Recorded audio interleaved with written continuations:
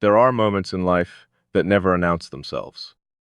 They don't arrive with dramatic music, unmistakable signs, or a feeling powerful enough to make you stop and say, everything changes from here. Most of the time, transformation disguises itself as something ordinary. A conversation that lasts a little longer than expected. A silence that somehow feels complete instead of empty. A glance that lingers just enough to make your mind question why it still remembers it hours later. That's how this began. Or maybe it didn't begin at all. Maybe it had been happening long before I became aware of it, quietly arranging itself beneath my attention while I continued believing that everything inside me remained exactly the same. I used to think awareness was something I controlled. I believed I decided what deserved my attention and what didn't. I believed I could separate people into careful categories, allowing them only as much access as I believed they had earned. It wasn't arrogance. It wasn't fear either. It was simply the architecture of my mind. Everything had a place. Every thought had a boundary. Every relationship had a distance that felt safe enough to preserve both honesty and independence. That system had never failed me. People came and went. Some stayed longer than expected. Others disappeared, almost as quickly as they arrived. But none of them altered the structure itself. They existed within it, never beyond it. And because of that, I grew comfortable believing I understood myself completely. I knew what affected me. I knew what didn't. I knew where my limits were, and I trusted those limits because they had been tested enough times to feel permanent. Then something happened that didn't fit into any of the patterns I had spent years understanding. Not something dramatic, not something obvious, something almost invisible. You stopped feeling like someone outside my thoughts. I wish I could explain when it happened. I wish I could point toward a specific conversation or a particular moment and say, that was it. But there wasn't one. The change wasn't loud enough to remember. It was quiet enough to become part of me before I noticed it. That's what makes it difficult to describe, because how do you explain the exact second breathing becomes effortless? How do you explain the moment morning turns into afternoon? There isn't one. There are only countless tiny changes that eventually become impossible to separate. That's what this feels like. Not an event, a gradual reorganization of something I never expected to move. At first, I dismissed it. Everyone notices people. Everyone remembers conversations. Everyone occasionally thinks about someone longer than they intended. That's normal. At least, that's what I told myself. Until I realized I wasn't remembering your words. I was remembering the space around them, the pauses, the moments where neither of us tried to rescue the silence, the places where most conversations collapse under the pressure to keep speaking. Ours didn't. Somehow, silence never felt unfinished with you. It felt complete. That was unfamiliar. Most people become uncomfortable the moment words disappear. They mistake quiet for distance. They assume nothing is happening unless something is being said. I've never believed that. Some of the most honest things people communicate are the things they never speak aloud. The hesitation before answering, the expression that changes for less than a second. The shift in someone's breathing when they realize they've been understood without explaining themselves. Those moments interest me more than explanations ever could, because explanations can be rehearsed, presence cannot, and yours carried something I couldn't ignore. It wasn't confidence, it wasn't mystery. It wasn't the kind of charisma people often mistake for depth. It was steadiness. a kind of stillness that didn't seem to need validation. You never appeared interested in proving that you understood anything. You simply allowed understanding to exist without announcing it. That's rarer than most people realize. There's a difference between someone trying to impress you with perception and someone whose perception naturally becomes visible because they never felt the need to hide it. You belong to the second kind. I noticed that long before I admitted it. In fact, I noticed it before I even knew why I kept noticing it. That's the strange thing about recognition. It often arrives before explanation.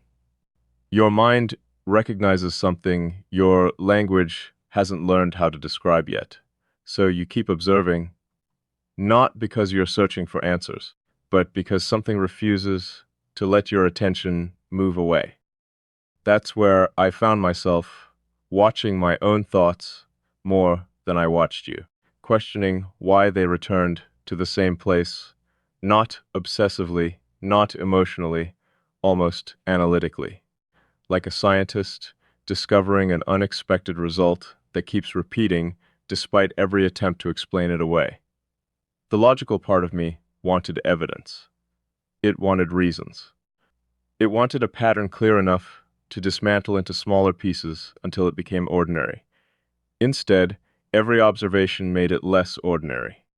The more I understood it, less it resembled anything I had experienced before that should have worried me. Normally, unfamiliar things activate every instinct I have. I examine them carefully. I identify their influence. I decide whether they belong inside my life. If they don't, AP let them go without hesitation. That's always been easy. Attachment has never been my weakness. Clarity has always mattered more.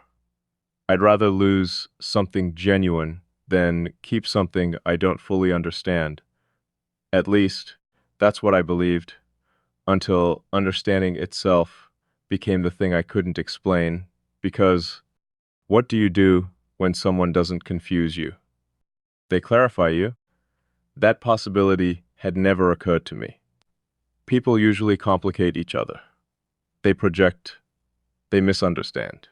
They hear only what confirms the version of reality they've already chosen to believe.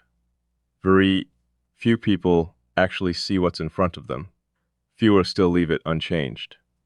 You did. You never seemed interested in rewriting anything about me. You never searched for hidden meanings that weren't there. You never interpreted silence as rejection. You never treated distance like a challenge that needed to be conquered. You simply accepted whatever existed in front of you without demanding more, without settling for less. And somehow, that created more closeness than effort ever could. It's difficult to defend yourself against someone who isn't attacking your boundaries. Force is easy to recognize. Manipulation leaves fingerprints. Even affection often arrives carrying expectations disguised as kindness.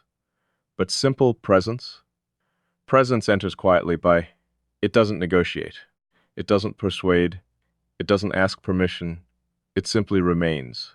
Long enough that one day you realize it has become part of the landscape inside your mind. That's where I am now, looking back, trying to discover when unfamiliarity became familiarity, trying to understand why your existence no longer feels separate from my awareness, and finding no clear answer, only evidence, small moments, tiny observations, fragments that, on their own, would mean nothing. But together, they describe something impossible to dismiss. Maybe that's what truth actually looks like, not one overwhelming revelation, but hundreds of quiet confirmations that slowly remove every alternative explanation until only one remains. If that's true, then I think I've been arriving here for much longer than I realized. Not towards certainty about you, towards certainty about what your presence has already changed inside me. And somehow, that realization feels less like discovering something new, and more like remembering something I was always meant to notice.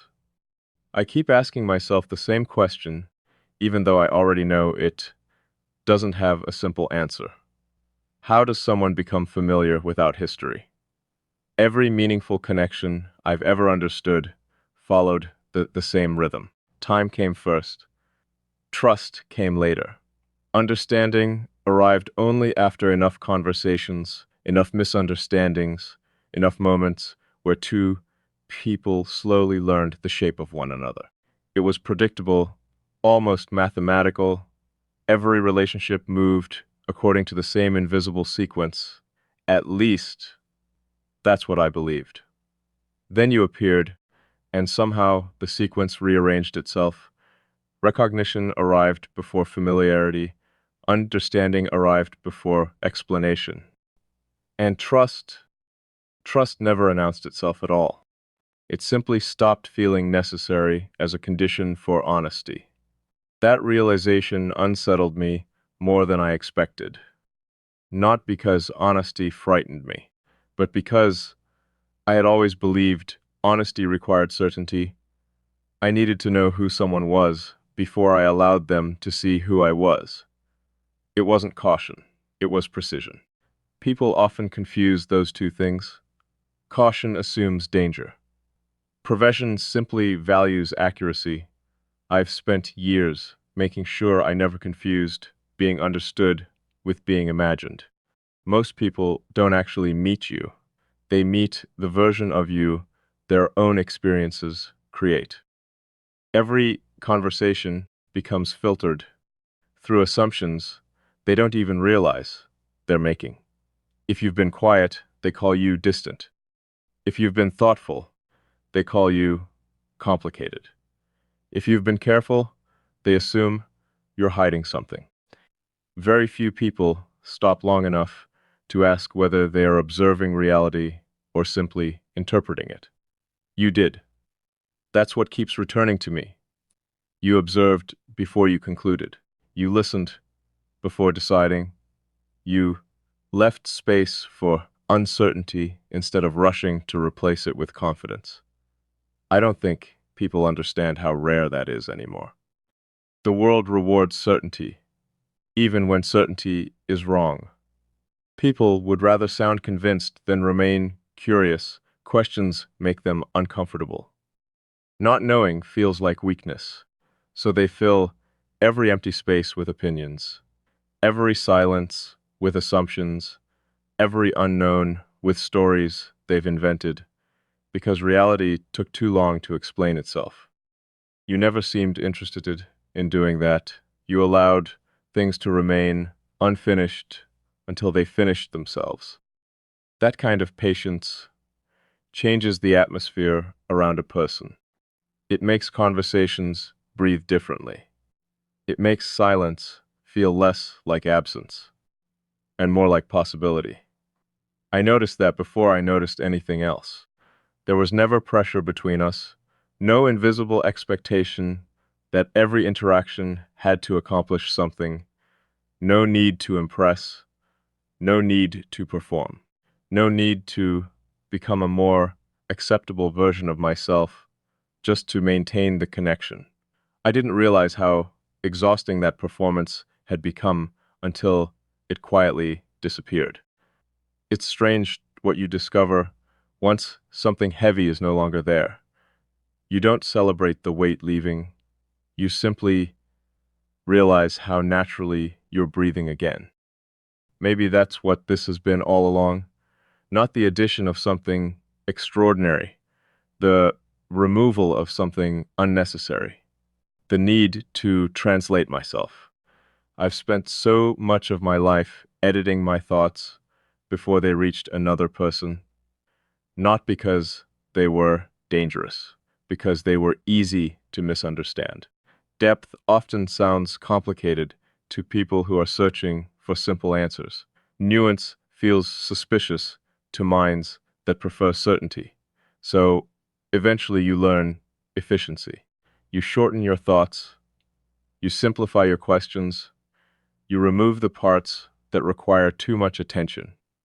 Little by little, you become easier to understand. And without noticing it, you also become less accurate. I didn't realize how much of myself had been compressed until I stopped compressing around you. There wasn't a decision. No conscious moment where I thought, I can say this. The hesitation simply failed to appear. That surprised me, because hesitation has always protected me. It gives me time to evaluate, to decide whether honesty will be respected or merely consumed. But around you, my thoughts reached daylight before my caution caught them. I should have noticed it sooner. Instead, AB only realized it after looking backward. It's funny how awareness works. Sometimes we're the last people to witness our own transformation. Everyone imagines change as something dramatic. They expect powerful emotions, the visual turning points, moments worthy of remembering forever. Reality is quieter than that. Chant usually hides inside repetition, inside ordinary days, inside conversations that don't seem important until months later, when you suddenly recognize that they rearranged something permanent inside you. I think that's where I am now. Not experiencing change, recognizing that it has already happened. There's a difference. Experiencing something still leaves room to stop it. Recognition arrives after the door has already closed. That's what makes it irreversible. I've tried to understand exactly what shifted. Was it the conversations? The way we understood each other's pauses? The strange sense that neither of us needed to explain the obvious? Maybe. But I don't think those things are the cause. I think they're evidence. Evidence of something deeper I haven't fully named yet. Because every meaningful pattern leaves traces before revealing itself completely. A river announces its direction long before you see the ocean. A season changes before the calendar agrees with it. Perhaps people are the same. Perhaps we reveal our deepest structure through small consistencies rather than grand declarations. If that's true, then I've been reading those consistencies without realizing it. The calmness, the restraint, the absence of unnecessary noise, the way nothing ever felt forced. Not the conversations, not the quiet, not even the distance whenever it existed. Everything seemed to occupy exactly the amount of space it needed. No more, no less. Balance like that can't be manufactured. People can imitate confidence. They can imitate intelligence. They can even imitate kindness for surprisingly long periods of time. But they cannot imitate equilibrium. Eventually the performance collapses. Eventually urgency appears. Eventually insecurity begins asking questions it pretended not to have. I kept waiting for that moment, not because I wanted it to happen, because experience told me it always does, with everyone. Sooner or later, the carefully maintained image fractures, the real person emerges, sometimes better than expected, sometimes worse, always different. I waited, quietly, without mentioning it. Days became weeks. Weeks became longer stretches of ordinary conversations. Still, nothing fractured. Not because you were perfect. Perfection has never interested me, because you remained consistent. Your words sounded like your silence. Your silence sounded like your actions. And your actions never contradicted the atmosphere you created. That's what consistency really is. Not repeating behavior, remaining recognizable across different circumstances. Very few people manage that. Life pulls everyone in different directions. Pressure changes them. Fear changes them. Approval changes them. Most personalities are surprisingly flexible once enough emotion enters the equation. Yours never felt unstable. That steadiness began affecting me before I realized it. I found myself becoming quieter, not withdrawn, simply quieter, as if my mind no longer needed to rush toward conclusions, as if certainty wasn't something that had to be earned immediately. That alone tells me more than I want to admit, because influence isn't always loud. Sometimes influence appears as peace. Sometimes the greatest impact another person has on your life isn't teaching you something new. It's reminding your nervous system what stillness feels like. I wonder if that's what you've done, not changed who I am, simply uncovered parts of me that had grown tired of defending themselves. If that's true, then maybe this connection was never about becoming different. Maybe it was about becoming more accurate, more honest, less edited, less rehearsed, more willing to exist without constantly preparing for misunderstanding. I don't know whether that realization comforts me or unsettles me even further, because if someone can reveal that version of you simply by existing, then they occupy a place no amount of intention could ever manufacture. And places like that, once they become real, rarely disappear without leaving the entire landscape changed.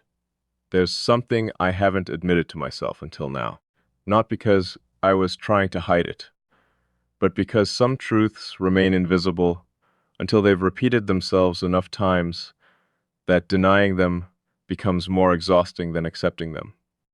I think that's where I am now, standing in front of something that has quietly collected evidence for so long that the conclusion no longer feels optional.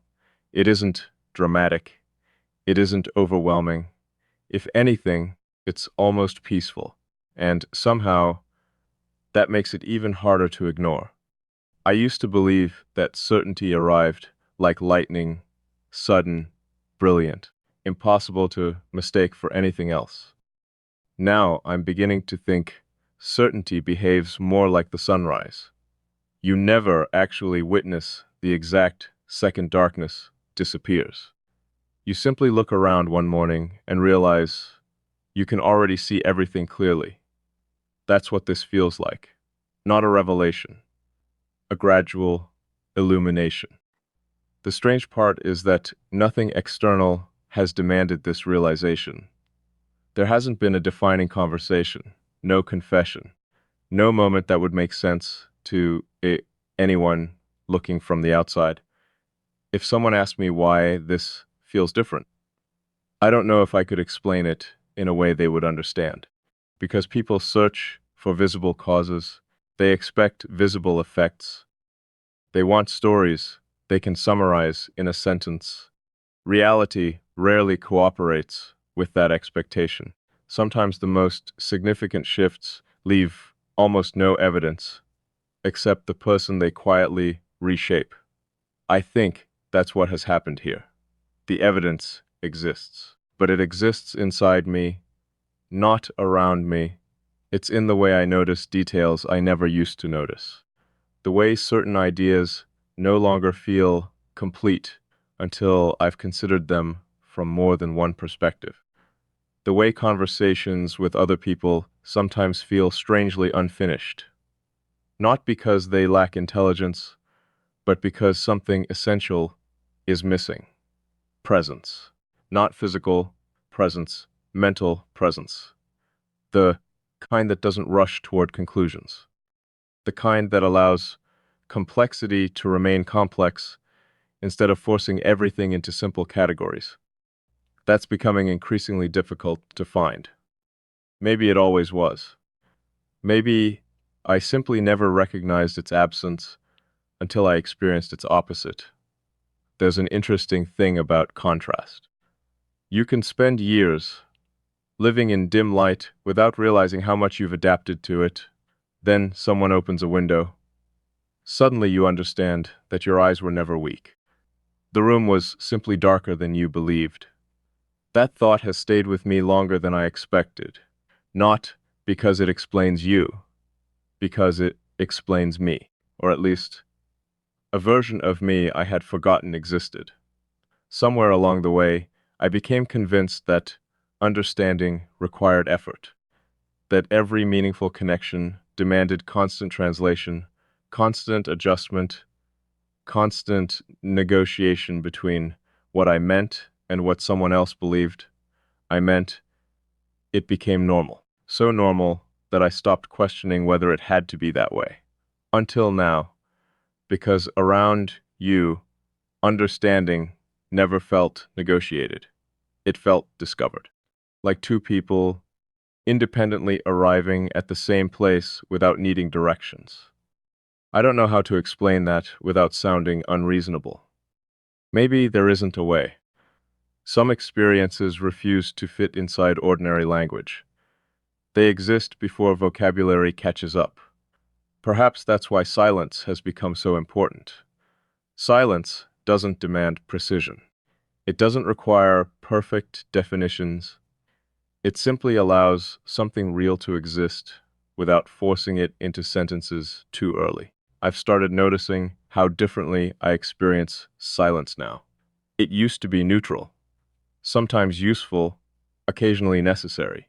Now, it feels inhabited, not because you're physically there, because your way of thinking seems to linger inside it. That's difficult to admit, not because it sounds emotional, because it sounds impossible. And yet, impossible things have an irritating habit of remaining true simply because they refuse to become convenient. I've tested this more than once. I've tried distracting myself, immersing my attention elsewhere, filling my days with enough movement that my mind wouldn't have room to revisit any of this. It didn't work. Not because I couldn't stop thinking about you. That's too simple. It didn't work because this isn't about remembering you. It's about recognizing what has already become part of the way I observe the world. There's an important difference. Memory belongs to the past. Perspective belongs to the present. You haven't remained inside my memory. You've quietly entered my perspective. Everything passes through it now, not constantly, not dramatically, naturally, almost invisibly, like a lens you don't notice until someone asks you how you've been seeing things all along. That realization forced me to ask a question I wasn't prepared for. What exactly changes when another person becomes part of the way you think? Not influence. Influence suggests persuasion. This doesn't feel like persuasion. It feels more like resonance, as though something already existed inside me, and your presence simply caused it to become audible, like two instruments tuned to the same note. Neither creates the sound alone. They simply awaken it in each other. I've wondered whether that's why this feels so strangely familiar. Not because we've shared enough experiences, because whatever this recognizes exists beneath experience, beneath personality, beneath preference, somewhere deeper, somewhere structure matters more than story. Most people connect through similarities, shared interests, shared histories, shared beliefs. Those things are valuable, but they're also temporary. Interests change, beliefs evolve, circumstances rewrite themselves. Over time, structure remains, the way someone processes uncertainty, the way they respond to silence, the way they carry attention without demanding recognition. Those things don't change easily. Perhaps that's what I've been responding to all along. Not who you are on the surface, but the architecture beneath it. The quiet design that reveals itself only to someone patient enough to notice. And somehow, AP noticed. Not intentionally. Not because I was searching. Because something inside me recognized its own reflection before my conscious mind understood what it was looking at. That thought would have sounded absurd to me once. I would have dismissed it as projection, coincidence, wishful thinking disguised as philosophy. But projection usually creates fantasy. Fantasy collapses under observation. This hasn't. Observation has only made it clearer. That's the part I can't explain away. The more distance I place between myself and the idea, more accurately, it returns. Not louder. Just clearer, almost as though distance removes distraction instead of creating it. I've begun paying attention to another subtle change. My instinct to protect myself hasn't disappeared. It's still there, still careful, still aware, but it's no longer reacting to you. It's reacting around you, as though it has quietly decided that you are no longer the unknown variable, everything else is. That realization caught me completely off guard, because trust has never entered my life quietly. It has always been negotiated, measured, earned over time. Yet this doesn't feel like trust in the ordinary sense. It feels like recognition reaching a point where trust becomes almost unnecessary. Not because trust doesn't matter, because recognition came first, and once someone consistently proves themselves recognizable, trust follows without announcing its arrival. Maybe that's why I never noticed it happening. There wasn't a moment when I decided to lower my guard. There was only a growing awareness that my guard no longer seemed interested in standing between us. It simply stepped aside, not out of weakness, out of irrelevance. That distinction matters, because I haven't become less careful. I've simply become careful about different things. I no longer wonder whether you're misunderstanding me. I wonder what all of this means. Not for us, for me, because every meaningful encounter eventually becomes a mirror, not the kind that reflects your appearance, the kind that reflects your assumptions, your habits, your invisible rules. And you've quietly shown me something I never expected to discover. I spent years believing my strongest quality was independence. Now, I'm beginning to wonder if it was simply distance wearing the appearance of strength, not because distance is wrong. Distance has protected many valuable things inside me. But protection can become routine, and routines eventually stop asking whether they're still necessary. Maybe this is the first time one of those routines has been questioned, not by argument, not by force, simply by the existence of someone who never required it in the first place.